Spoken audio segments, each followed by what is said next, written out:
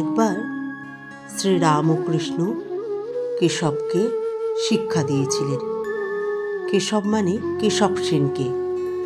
বলেছিলেন, দল সাম্প্রদায়িকতা ভালো নয়।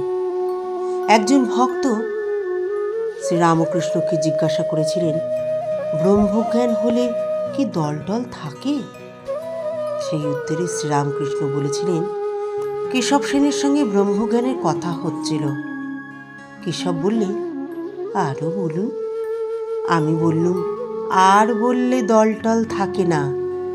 তখন কেশব বললে, তবে আর থাক মশাই।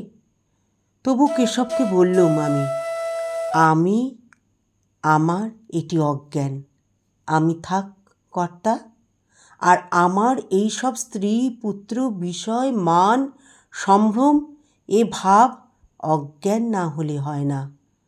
তখন কেশব বললে, মহাশয়, আমি ত্যাগ করলে যে আর কিছুই থাকে না। আমি বললুম, কেশব, তোমাকে সব আমি ত্যাগ করতে বলছি না, তুমি কাঁচা আমি এইটি ত্যাগ করো। এইটি ত্যাগ করে পাকা আমি হয়ে থাকো। আমি তার দাস, আমি তাঁর ভক্ত, আমি অকর্তা, তিনিই কর্তা।